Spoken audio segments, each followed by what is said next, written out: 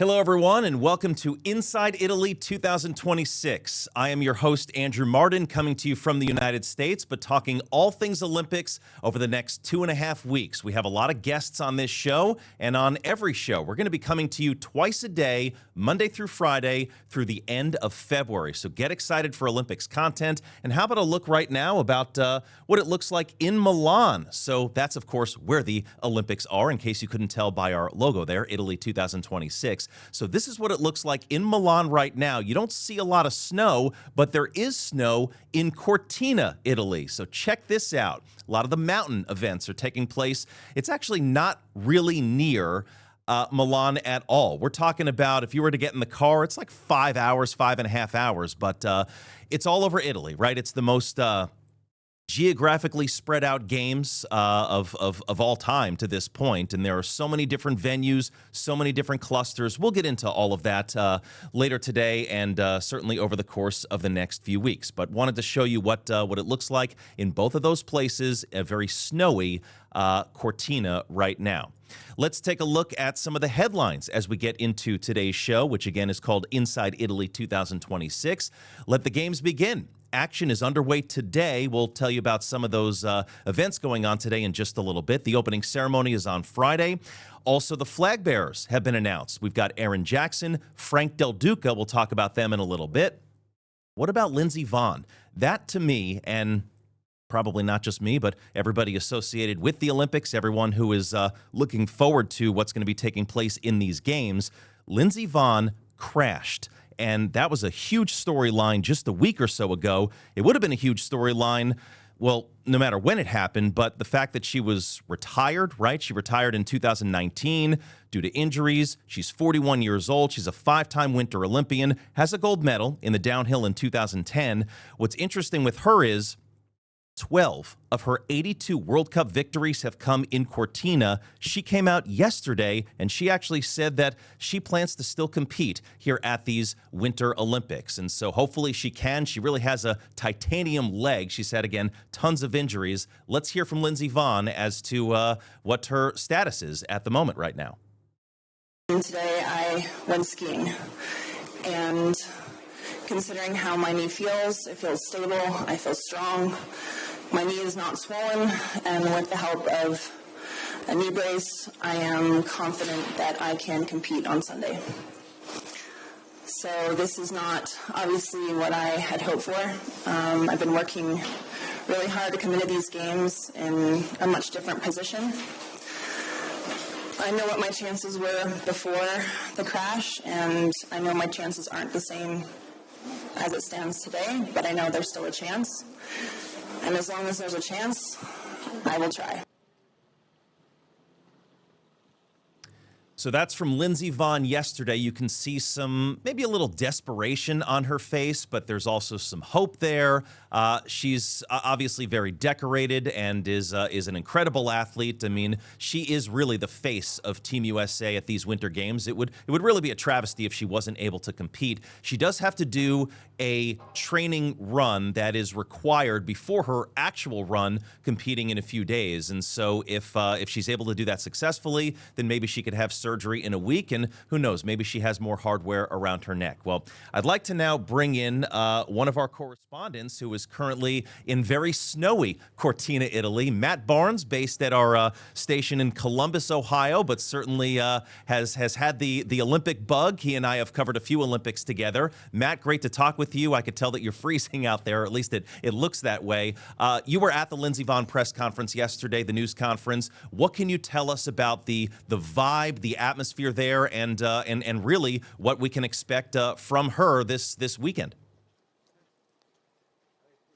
Yeah, Ed, you put it nicely there when you said desperation, because you could almost see that she was almost trying to will herself into thinking that she can make this happen. But then you kind of heard her talk more and more, and you heard her mention numerous times about how she's been injured before. It's not her first rodeo. She's been here, done that.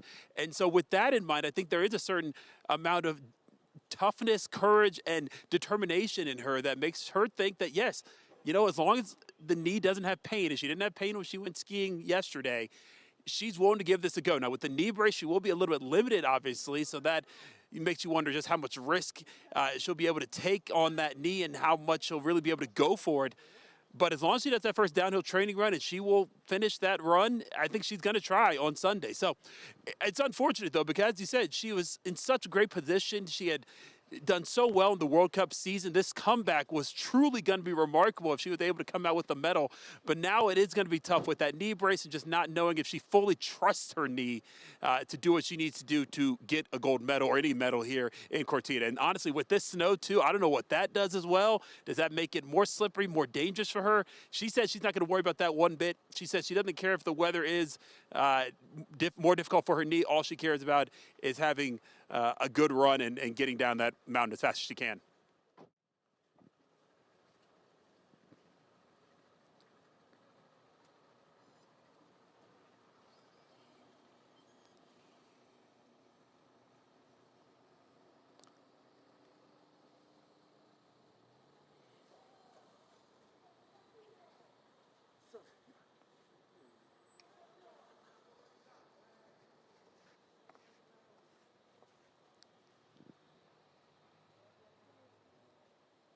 Matt, I don't want to put any words in your mouth specifically. I think we had a slight technical issue there on the audio. Sorry, folks. For full disclosure, I'm still figuring out this system myself. I think I was on mute, Matt. So my apologies for that one. I don't want to make light of the fact that she's an incredible athlete, certainly, and probably on I don't want to say, another level from most, but she's been upper echelon for her entire career. She has a ruptured knee, and even an elite athlete, can we overstate the fact that, she's trying to compete on bionics at this point, right?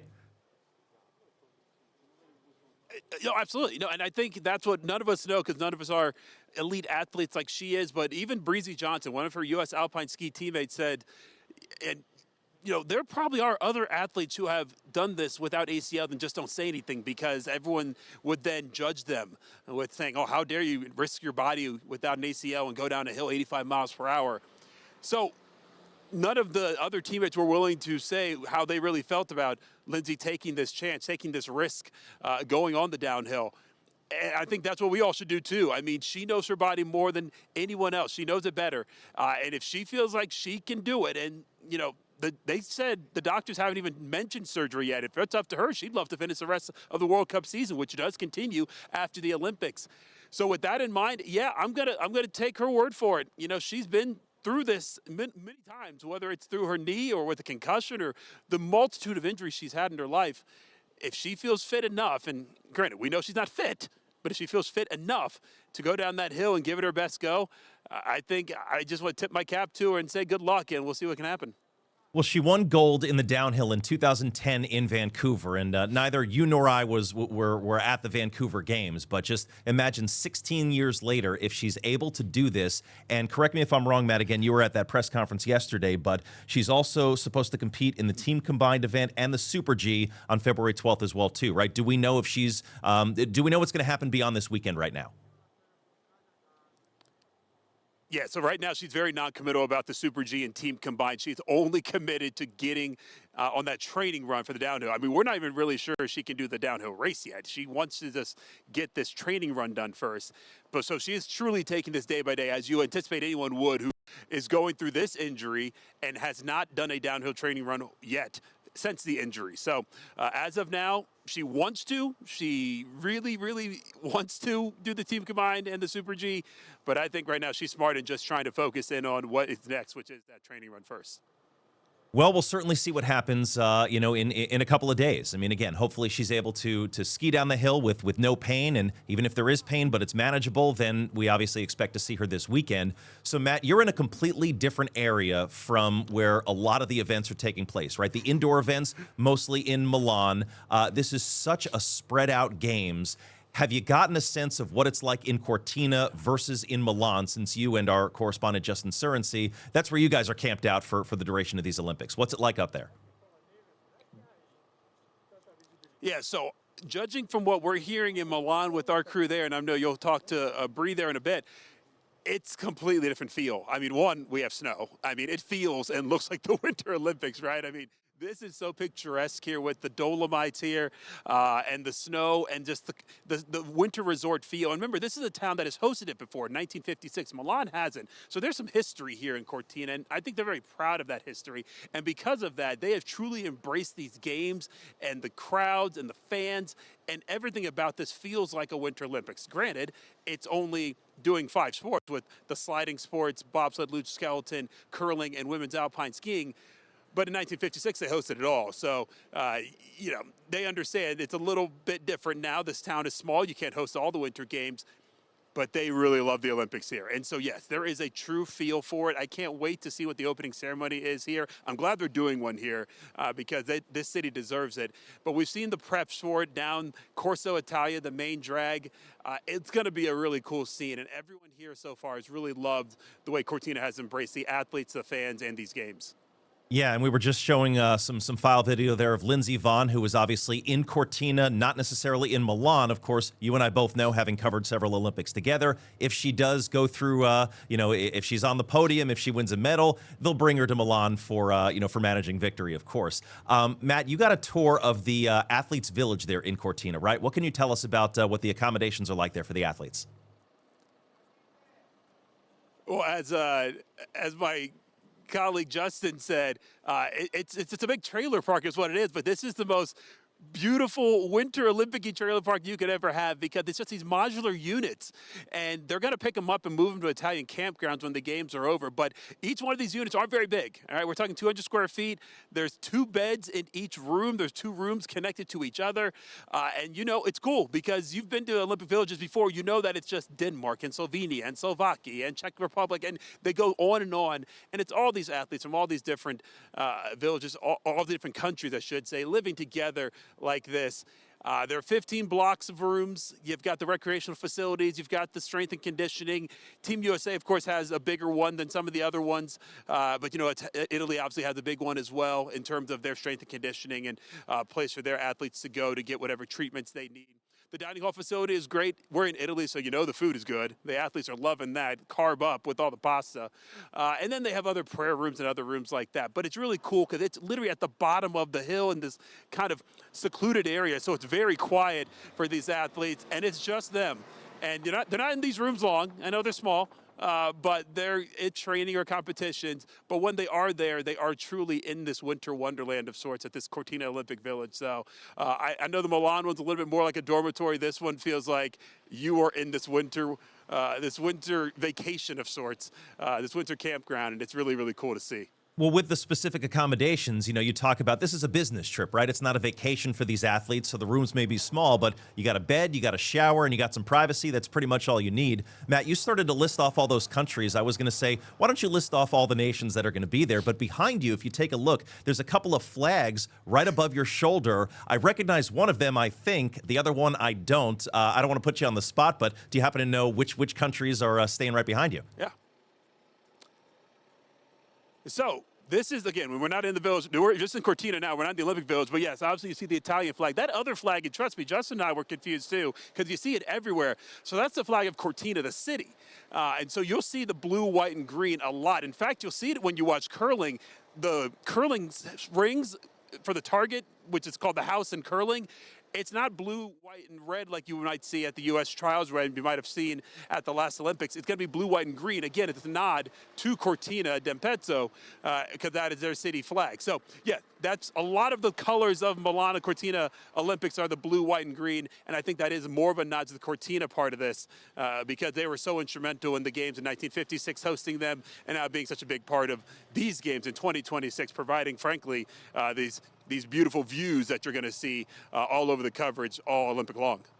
Yeah, 1956, 2006, actually in Torino, which was, of course, a different part of Italy, but now 2026. So Italy has hosted multiple Winter Olympic Games. Matt, you mentioned curling, and I know you're a big curling guy.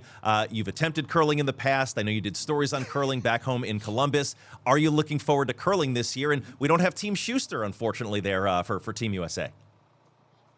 I know. it's wild to think we're going to cover a curling competition and there is no Team Schuster, but Team Casper, the new men's champions, these young guns, they're going to be a lot of fun to watch. Can't wait to see them when they get going next week. Mixed doubles curling actually is the first competition event of these Olympics, and that starts today right over my shoulder, or just over there, I should say, at the curling center. That's where we just came from. And we just came from there because they just had their first practice. Team USA, the team of Corey Dropkin and Corey Tisi, the mixed doubles team. They're not likely to medal, but listen, anything can happen. They're world champions of their own right, and they've had great success on the world stage. Can they put it together in these Olympics? They just, again, hit their first practice on these sheets of ice in that beautiful curling Olympic stadium. And I know that it's going to be a beautiful venue, by the way, to watch just on television. But in person, let me tell you, it is really striking. The fact that they have this Olympic stadium that was used for the 1956 games as the opening ceremony. It was open air then, and that's also where they had the hockey and figure skating. Now that there's a roof on it, still the original wood, though, from that 1956 games in that stadium. And then, of course, some of the new additions to make this a modern venue. It's really going to be a sight to see, and I'm really excited for the curling action as well. Let's hope the team of Corey and Corey can get Team USA started on the right note, and then the women and men get started next week. Yeah, no, curling is it's one of my favorite Winter Olympic sports, and I was actually at the Ardsley Curling Club doing a special long before the Olympics started in Westchester County in New York, where Danny Casper actually got his start. So they're claiming him as well as the Midwest. Matt, before we let you go, I want to get your take on the flag bearers. Aaron Jackson, Frank Del Duca. I know our colleague Justin Surensey got to talk with Frank. What are your thoughts on those two representing Team USA as the flag bearers in the opening ceremony? Yeah, two great selections in my mind, Andrew. I mean, first off, Aaron Jackson, the story of how she became Olympian is amazing, right? I mean, 2018, 4 months before those games, she hadn't even been on ice before. She was just an inline rollerblader. She goes to speed skating in Florida. So she's going on ice in Florida. 4 months later, she's an Olympian. Now, she doesn't medal in Pyeongchang, but then in 2022 in Beijing, she's the favorite to make it. Doesn't make the team at the trials because, well, she slips, because that's what happens in speed skating. Her teammate gives her spot. She goes on to win gold. I was actually in the arena in Beijing when she did. The emotion of that place, even without fans, you could feel it because you knew what it meant for her and for America to see a black speed skater win gold.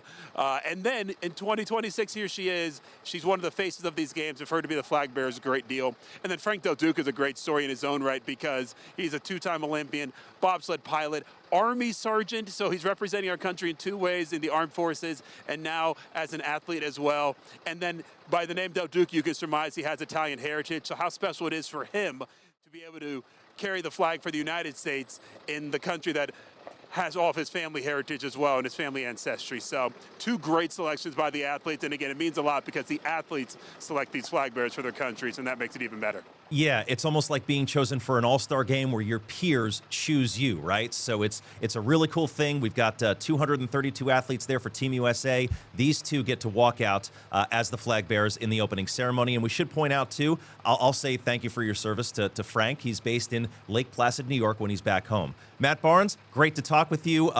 Go inside, get away from the snow, get warm for a little bit. We'll talk to you again soon. Appreciate it.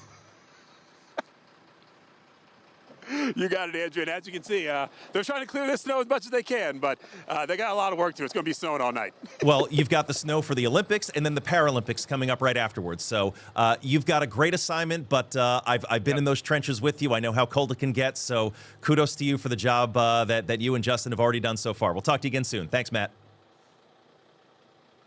Cool. All right. See you, man. All right, that's Matt Barnes, one of our correspondents in Cortina. Let's take another look, by the way, at the snow from a bird's eye view in Cortina. You actually can't see the snow falling from the sky, but you can see what it looks like, how cloudy it is, but also how picturesque it is. So part of me is jealous personally because I am actually not with that team in Italy. I've enjoyed covering several Olympic Games myself with this company. I've been to 4, Rio in 2016, Pyeongchang in 2018, and then 2 COVID Olympics in Tokyo, which got pushed back to 2021, and then Beijing in 2022. All right, before we go to break, there are a lot of sports at these Winter Olympics, 16 in total. Let's get to know your sports, and I will transport myself to Lake Placid for this story. Hi, I'm Andrew Martin in Lake Placid, New York with the Olympics in Milan and Cortina. We thought we'd give you today's lesson, Speed Skating 101. What is speed skating? Well, it's obviously kind of what it sounds like, right? You are trying to skate around an oval as fast as possible. Well, let's show you a historic oval. We are currently in Lake Placid, New York. This is a legacy site. It is the James C. Sheffield Speed Skating Oval. In 1980, history was made here. Eric Heiden, an American, swept the men's events. He won 5 gold medals, the 500 meters, the 1,000 meters, the 1,500 meters, the 5,000 meters, and the 10,000 meters. Now, in speed skating history, a lot of people have probably heard of Apollo Anton Ono. He's got 8 medals, 2 of them golds. He was a mainstay. He was a speed skater on the American circuit in the early 2000s. Go back a little earlier than that. You've got Bonnie Blair, 6 medals, 5 of them golds, late 80s, early 90s. How about the first black woman to win an individual gold? That took place in the last Winter Olympics in Beijing. Erin Jackson, she won gold in the 500 meters. Now, the difference again between short track and long track speed skating is it's a smaller oval. Now they do it indoors, but again in 1980 and in 1932 here in Lake Placid, it was outdoors. It actually started speed skating as a sport in the 1600s, and it was a way to move quickly over frozen rivers and lakes. It debuted as a men's-only event in the Olympics in 1924. The women began here in Lake Placid in 1932 as a demonstration only. It started officially for the women in 1960. Now, I mentioned short track versus long track. There's also mass start versus team pursuit. Mass track is when, or mass start, I should say, is when it's basically everybody at the same time. And your goal is to get around the track as quickly as possible. Team pursuit, you've got different heats. Think of it like an elimination race if you're doing track and field because you can't get everybody on at the same time. In Italy, there are 14 events, 7 each for the men and for the women. The goal here is to keep your strides as long as possible. Long strides, and then there's a lot of turns because, again, you're going around an oval. One more look at the James C. Sheffield Speed Skating Oval. History, again, was made here in 1980 at the Olympics in Lake Placid. So that's your Speed Skating 101. Hopefully you're an expert now and you can enjoy speed skating at the Olympics.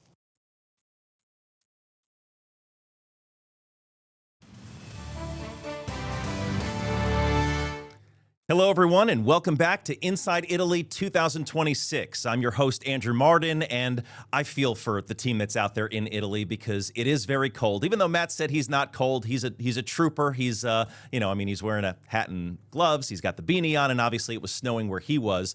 It's actually not snowing currently in Milan, but it is cold there as well. Before we talk to our next guest, I want to show you the events that are taking place today. And even though the opening ceremony isn't until Friday, Wednesday is actually the first day of competition at the Winter Olympics in Milan. So we've got alpine skiing. There is a men's downhill training, and I actually just looked at the results a second or so ago. Ryan Cochran-Siegel, who's based in Vermont, and he's got a great story, by the way. During the offseason, he works on his family's maple syrup farm.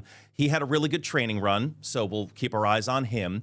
As Matt talked about, we have mixed doubles round 1 session for curling. Team USA not in action today, but that will take place pretty soon. And then also men's singles training for the luge. So events are starting to take place in Milan and Cortina. Let's now welcome in our next guest. It is Brianna Hollis, who is based in Austin, Texas at our station KXAN-TV. She's waving, which means, Bri, you must be in a very good mood. How are you today on a non-snowy day in Milan? How's everything going for you? I'm doing well. Thank you. So happy to be here with you. It was funny. You were just kind of talking about how Matt was saying he wasn't cold. He's up in the snow where it is colder. Well, you just mentioned it. So let's give everyone some perspective. Matt is based out of Ohio. So this little Texas girl who prior to Texas was in Alabama is struggling a little with the 40 degrees and rain out here on the balcony. But honestly, I mean, everything's just been so wonderful that, I'll just deal with the cold as it comes. And just kind of a funny behind the scenes, you cannot see it from this vantage point, but I did tie a towel around my waist and put it under the coat so that I could have just a little extra protection from the rain. That's like, it's drizzle, to be fair. It's drizzle. It's not rain. That's kind of hitting me from behind. So weather is, like you said, little rainy here. The skies have been pretty gray, but I mean, everything here, the view from this balcony is just so stunning. I mean, you can see this here, the Duomo, the Galleria, the official Olympics, Paralympics, Winter Games setup in the middle. It's awesome. So I'm getting over the cold quickly. Yeah, well, that's going to be your view and our view for the next few weeks, so get used to it for sure. Yeah. One of our colleagues, Aisha Tolliver, who's on the Nexstar Olympic team, she's based out of Norfolk, Virginia. She got a tour of inside the Duomo, right? And we saw her story. Looks like there's a lot of history, a lot of fun stuff going on in there. What can you tell us about the historical venue and maybe some of the sites that people who just want to visit Italy during a non-Olympic year can actually check out where you are? Yeah, so my favorite fact about the Duomo is that it took 600 years to build, which, I mean, it's an absolute masterpiece looking at it. So, and there's, as a tourist, you can go kind of get up to the top and look out from there. I personally haven't been there, but I know Team USA Hockey, women's hockey was actually up there. They got to check it out, and all of those social media videos were cool. So this is really the center of the city. Like I mentioned, you have the Galleria. I can't tell where exactly I'm pointing. I think it might be over the shoulder.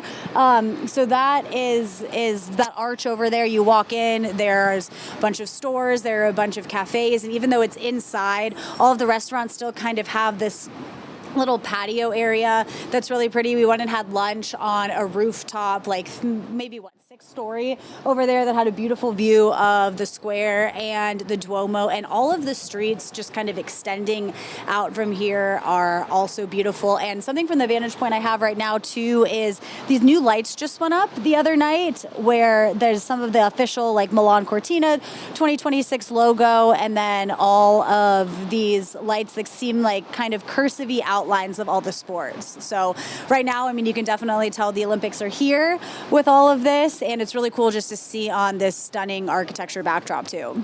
So Bree, all I'm hearing is you're having way too much fun. Is that fair to say? No, I'm so miserable. I'm just so upset. Well, of all the things that you've seen and done, we're going to play some video here, and I'd love for you to talk over it. You put together a story on the mega store, right? And the official souvenir shop and all the things that people can buy. And I mean, of course, there's plenty of places and plenty of things that you could spend your money on. Why don't you tell us what you discovered and some of the people that you talked to about their favorite hot ticket items right now? Yeah, so that was super fun. And again, you can't miss it. It's the store's on the bottom of this whole structure over here. So when Aisha and I walked by it, we darted right in. We left the other two people we were with. Sorry, guys, we love you all.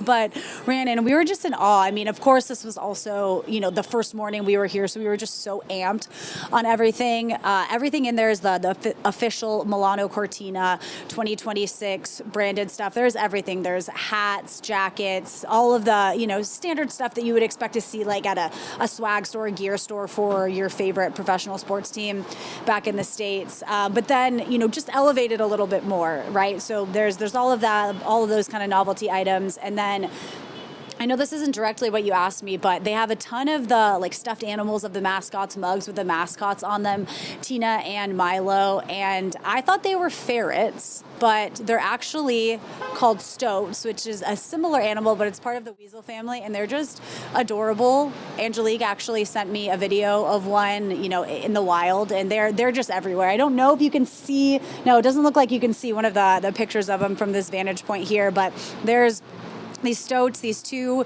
mascots are everywhere. So that was all over the store. Talked to 4 different groups of people actually coming out of the store. First was a group of guys who got some gifts for their family members. And then I ran into a group of kids who didn't speak English, but they saw me doing another interview with people kind of walking through and showing me stuff. So they started pulling their stuff out and showing me what they bought. And it was really cute, really sweet. So, and the stoats are definitely popular. Those stuffed animals are super popular with the kids. Well, my recommendation, having been somebody in your shoes that's covered a few Olympics, if there's a souvenir that you really want, buy it now.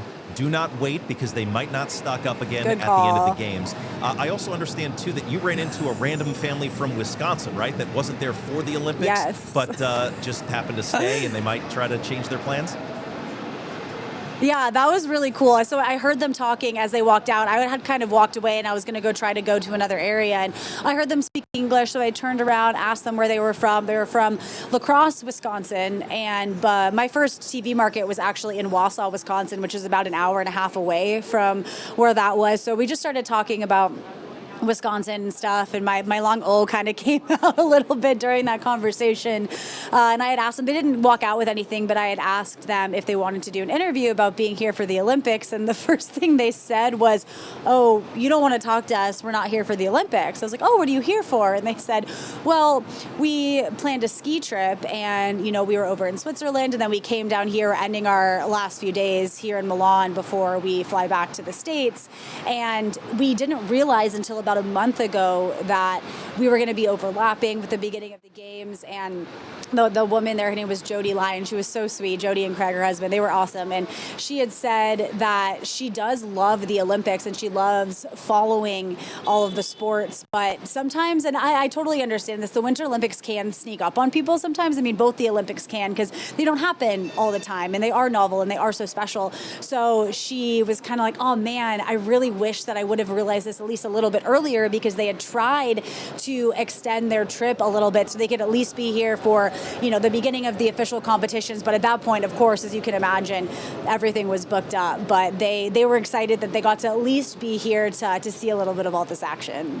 Well, since you mentioned Wisconsin, we have to talk, obviously, athletes and the competition. And Jordan Scholes is trying to do what Eric Heiden did back in 1980, and that's win a ton of medals in speed skating. So we'll see if he can do that. But Bree, before we let you go, I want to ask you specifically about women's hockey, which starts tomorrow.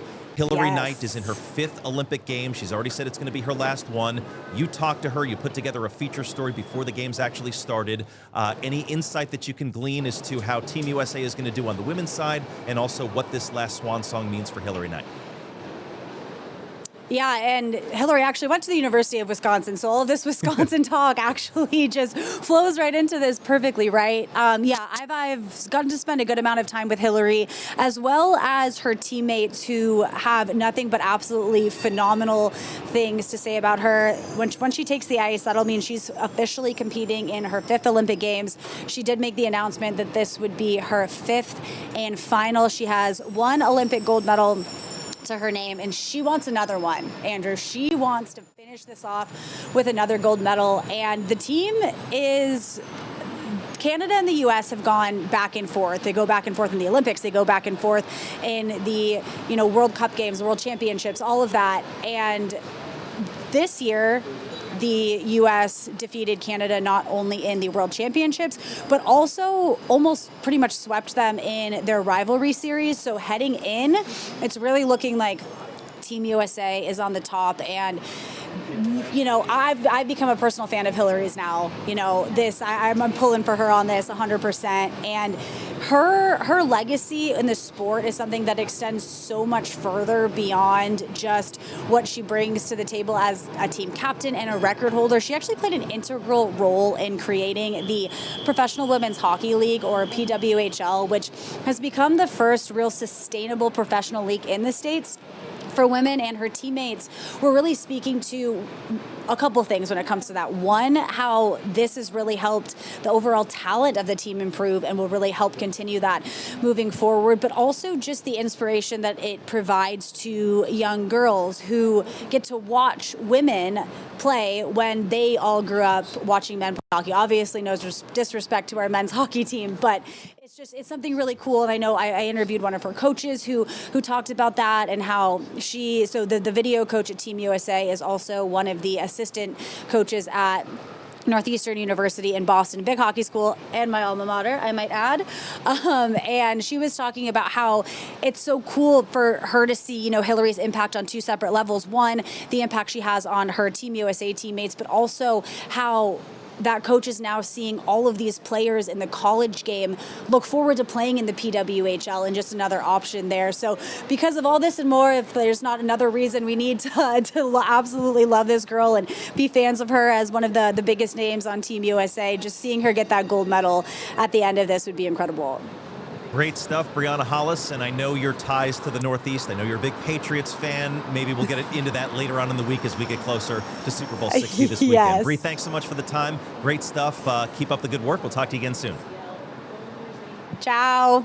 Yeah, we'll get into that as well, too. Thanks so much, Bree. Yeah, we haven't really talked about many of the Olympic words, the Italian words of the day, but we may get to that later on in this program. One more fun fact. She talked about Hillary Knight being a Wisconsin Badger. So this is my trusty notebook, which I've actually had for 10 years and 4 Olympic cycles. One of the notes that I wrote down is on the women's hockey team, there are 12 Ohio State Buckeyes and 6 Wisconsin Badgers. That is pretty cool. We'll be right back.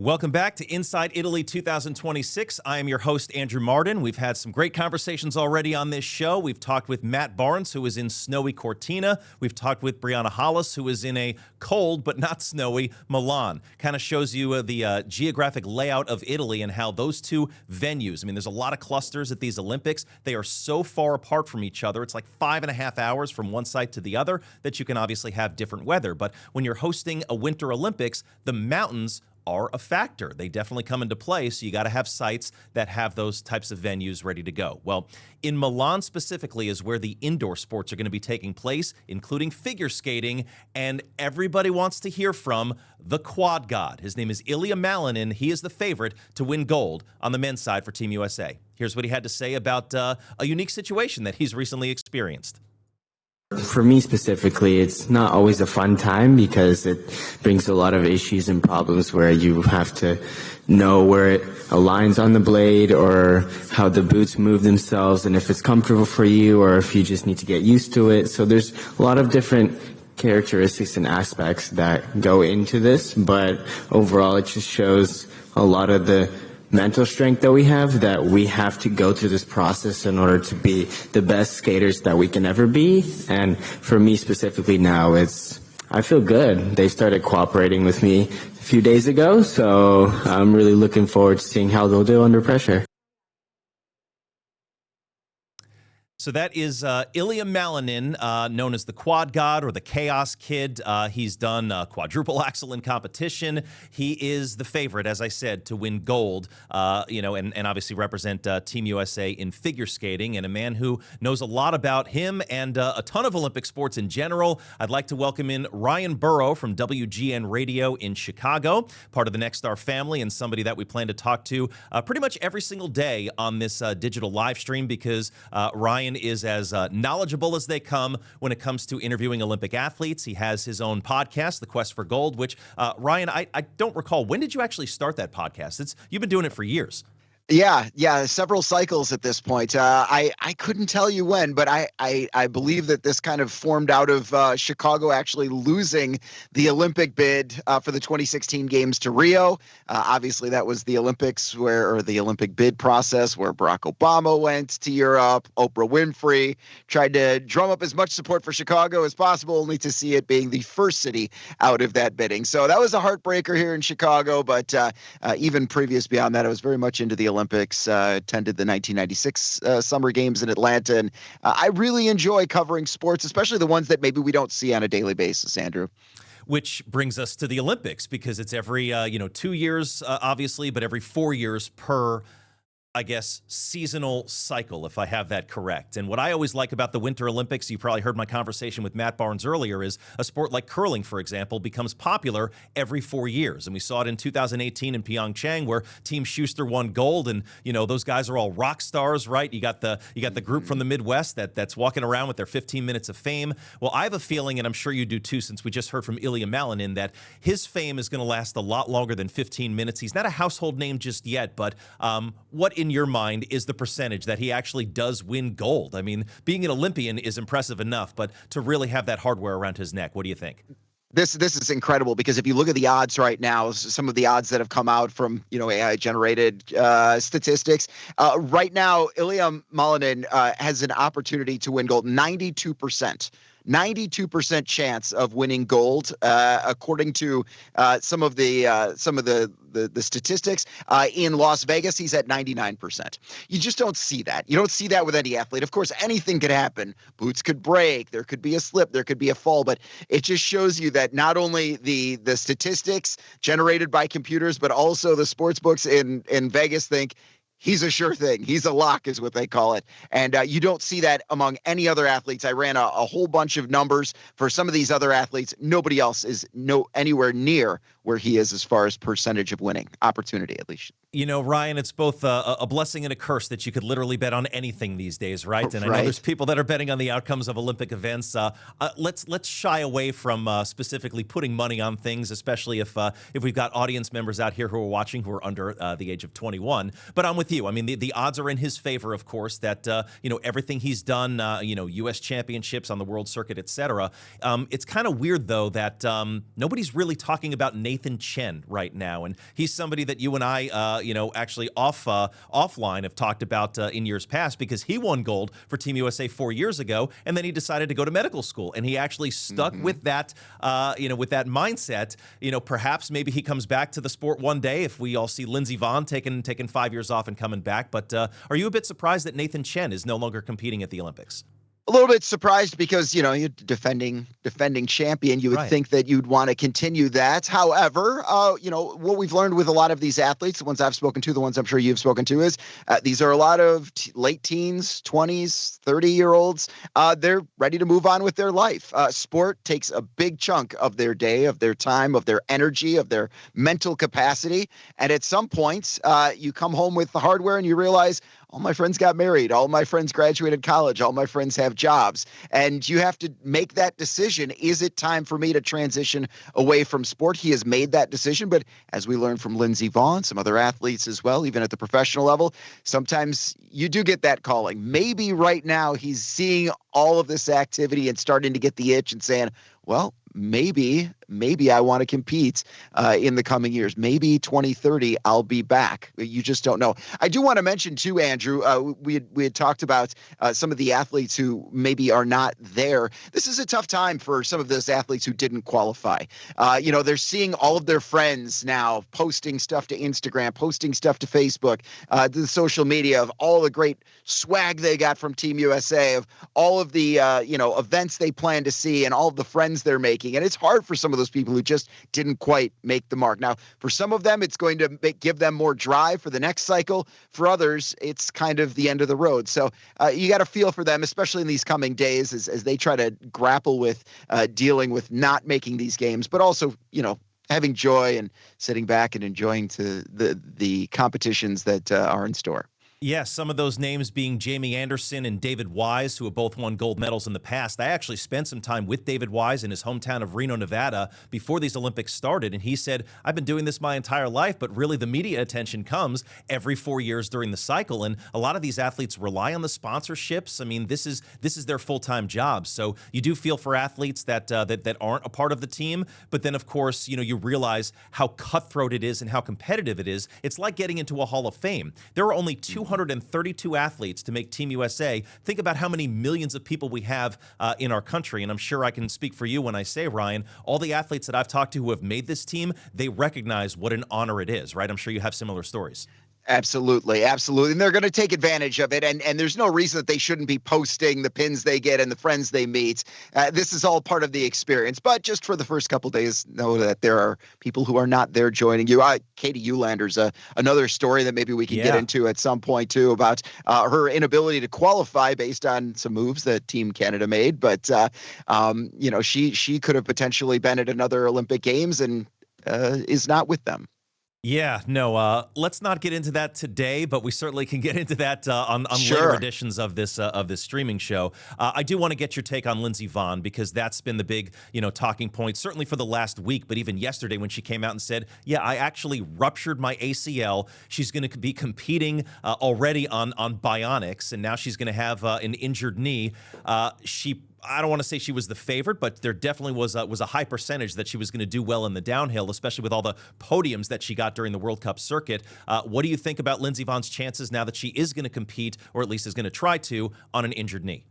Yeah, 40% chance is what the analytics had for her being on top of the podium in the downhill before that injury. After the injury, down to 5%, and now below 1% is what the analytics is telling you. So that just shows you, this is a pretty traumatic injury. I personally have had 3 ACL surgeries. I could not imagine doing what she's doing right now. The instability you feel on that leg once you've torn that ACL, and in the back of your mind, constantly knowing what that pop, what that grinding feels like. Now, she is obviously a high caliber athlete who's able to put stuff aside, whether it be weather, whether it be injuries. So she believes that she can push it aside. Personally, as a normal non-athlete, I don't know that I could, but we'll see how she's able to cut. We'll see how she's able to bend and flex. And she says she's got no swelling. That's good. Keep in mind, Mickey Mantle played on a torn ACL most of his career, believe it or not. So it is quite possible. It's just a very, very difficult sport. Baseball compared to skiing, when you're relying on your knees to cut and weave, it's going to be a little trickier for her. Yeah, with Mickey Mantle, I think it was a sprinkler head, right, that he ran into in center field at one point. Yeah, kind of a crazy, just a crazy phenomenon there. Since you've gone through this, let me put on your Dr. Ryan Burrow hat for a second. How long did it take you to recover? Well, after surgery, it's 6 months before you can really get back to doing the things that you want to do. The first thing is strength, because you lose a lot of muscle, obviously, after the surgery. You get your flexibility back, something that you've got to work on constantly. Physical therapy is huge multiple times during the day. But at this point, she's at the point of no return. She's not going to have surgery between now and her first race. She's not going to be able to do anything other than physical therapy and maybe some other treatments that obviously fit within the legalities of the IOC. That being said, she says she's skied on a bum knee before and excelled. So, we'll see what happens. I like on social media, she posted the Dumb and Dumber video. I saw that. So you're telling me there's a chance. Yep. And of course, as long as there's a chance, we went through the less than 1% probability in some of the analytics, but with Lindsey Vonn, you can't count her out. And she brought up the point that people didn't think she'd be here in the first place. So it just adds to the story. It adds to the lore of Lindsey Vonn. Yeah, and Samsonite, I was way off. There's another quote from that. I don't want to call it a cult following, but hey, I've seen that movie quite a few times. From Lindsey Vonn to Michaela Schifrin, obviously a lot of people think that she's the greatest skier of all time. And, she got 3 DNFs in races in Beijing, so she's hoping to, get some hardware this time around. Where do you stand on the whole Michaela Schifrin is the best or is not the best in your mind? She's coming in with a lot of confidence, and that's a big part of it right there. She could have easily hung him up after the last Olympic cycle and said, you know what, this isn't for me. Maybe I'm not quite where I need to be. But listening to her on the teleconference just ahead of these games with the U.S. OPC, that would have been last week, she seems confident. She seems ready to go. She seems healthy, at least to the best of her ability. And, the sky's the limit. Her analytics are looking pretty good, actually, as far as among the favorites for some of these highly competitive events that she's got. So we will see. And obviously that she's a name. If Lindsey Vonn goes down, she's a name that everyone's going to be turning to look at and see how she does this time around. Is kind of the poster child of skiing. Well, she might be the new headline if Lindsey Vonn isn't able to compete. I mean, obviously, they're kind of co-sharing that platform right now. Last question for you, Ryan, on this particular live stream, but we'll be talking to you certainly a lot more throughout the games. The flag bearers, Aaron Jackson, Frank Del Duca, were they the right choice for Team USA, and why? Well, there's no wrong choice here. Obviously, Aaron Jackson's got a great story. You've covered that, in the remarks that we heard earlier in the show. Frank Del Duca, a little bit of a surprise. Not much of a household name. We understand the Italian connection there. And you never know when some of these people do become household names. So there's no blame there. And if you're voted by your own peers, that obviously means they've got a lot of respect for what you've done. There are people on Team USA who are more decorated. There are people on Team USA who have been to more Olympic Games. I think we said, 3 5-timers, 7 4-timers. Correct me if I'm wrong. I think 10 3-timers. And he's one of the 22 2-timers, 33 previous medals. So there are people more decorated, but it's good to learn about these athletes and maybe know a little bit about them before you see their races taking place. And we never know on the back end who's going to be the flag bearer in the closing ceremonies. Maybe the most decorated person, maybe that Hillary Knight, maybe that Brittany Bowe. We'll see. But it's kind of cool when it is somebody that comes from, I don't want to say a lesser known sport, because with the Olympics, Let's face it. I mean, there are some sports that are popular. There are some that are kind of different. But like I remember when Erin Hamlin was the choice in Pyeongchang, and that was just really cool for her and for upstate New York as well, too. So Ryan Burrow, WGN Radio, thank you so much for the time. We'll talk to you again soon. Appreciate the insight as always. Talk with you. You too, Andrew. Take care. Thank you very much, Ryan Burrow. Yeah, he's got great stuff. We'll be talking to him a lot throughout these games. But for now, we need to take a short break. We'll be right back.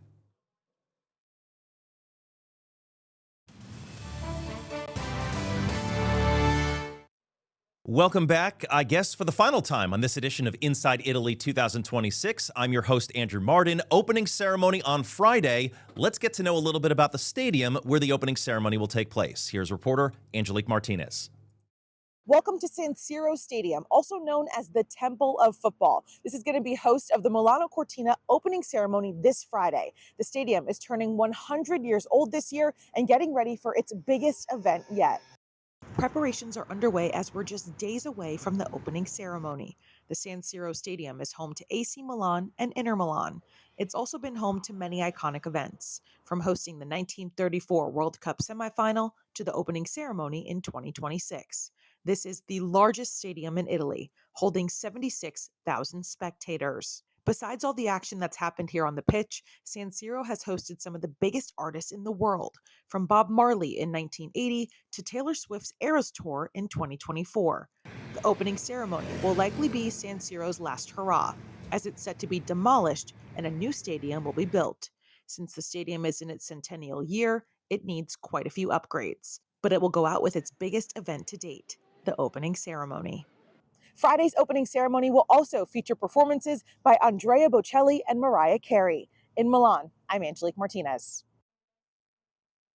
Angelique, thank you so much. Yeah, a lot of history in that stadium, and I don't know. I'm kind of sad to see it to see it go away, because if Taylor Swift's going to be performing there, maybe you can just get more concert dates on the schedule there, and then I think they would sell out quite a bit. We're running out of time. Before we go, I want to show you the pin of the day. This is Stella the dog, and it's from the ice dancing team of Chalk and Bates. I would imagine that Stella is their family dog. They are married, by the way. Love the tongue just kind of coming out with, are they googly eyes? I can't tell, but I love it. It's enamel. It's got the American flag. It is very, very cool. Well, that's it for this edition of Inside Italy 2026. Again, I'm your host, Andrew Martin. Thanks for watching. We will see you next time on this digital stream.